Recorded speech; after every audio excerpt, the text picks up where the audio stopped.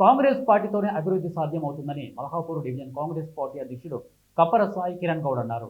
Malkapur division పరిధిలోని green hills colony, phase 2 road మరియు భూగర్భ డ్రైనేజ్ పనులకు నిధులను మంజూరు చేసినందుకు కాలనీ వాసులు ముఖ్యమంత్రి రేవంత్ రెడ్డి చిత్రపటానికి పాలాభిషేకం చేసి కృతజ్ఞతలు తెలిపారు.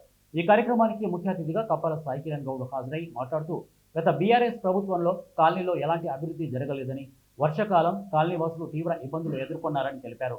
నేటి ప్రజా ప్రభుత్వం వచ్చిన తర్వాత అభివృద్ధి సాధ్యమవుతుందని అన్నారు.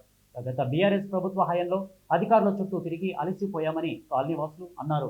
కాంగ్రెస్ ప్రభుత్వం ఏర్పడిన తర్వాత తమ కాలనీ అభివృద్ధి కోసం ఇప్పటి వరకు ₹1 కోటి పైగా నిధులు మంజూరు చేశారని హర్షం వ్యక్తం చేశారు. ఇలా వరద బాధితులు అని చెప్పి వీళ్ళు స్థానిక కార్పొరేటర్ దగ్గరికి వెళ్ళినా గానీ, అధికారుల దగ్గరికి వెళ్తే మీరు వాటర్ స్టోర్ అయ్యే దగ్గర ఇల్లు ఎందుకు కట్టుకున్నారని అన్నారు.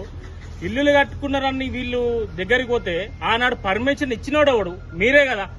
ఇది నీళ్ళల్లో నువ్వెందుకు కట్టుకుంటున్నావు, ఆనాడు నువ్వు పర్మిషన్ ఎందుకు ఇచ్చినావు? ఇలా వీళ్ళని నీళ్ళల్లో వండబెట్టిన దాఖలు నీయే కదా. ఒక్కసారి మీరు అర్థం చేసుకోవాలి. గత 10 ఏళ్ల నుంచి కూడా ఇలా బీఆర్ఎస్ పార్టీ నాయకులు వచ్చి ఇలా ఎట్లా బతుకుతున్నారని అడిగిన దాఖలు. ఇలా కాలనీ అధ్యక్షుడు ఎంత మొరబెట్టుకున్నా గానీ, ఇలా ఆయనని సంబంధించిన వ్యక్తులు కావచ్చు, ఆయన already BRS party minority president, ఆయన వాళ్ళకు కూడా న్యాయం చేయలేకపోతే ఇంకెవరికి న్యాయం చేస్తాం? దయచేసి చెప్తున్నాం. ఇంకోటి చెప్పాలంటే, ఇలా మల్లాపూర్ డివిజన్ లా గ్రీన్ హిల్స్ కాలనీకి ఈ కబ్జా అయిన స్థలం ఏదైతే ఉందో 2018 దేవేందర్ రెడ్డి లెటర్ ప్యాడ్ ఇది కబ్జా స్థలం అని చెప్పి ఆయనే పోయిండు అధికారుల దగ్గరికి. ఆనాడు పోతే చీకటి ఒప్పందం తెలుసుకొని కంపౌండ్ వాళ్ళు కట్టుకొని ఇవాళ ఆయనకి 1800 గజాల స్థలము టైల్స్ కంపెనీ యాజమాన్యానికి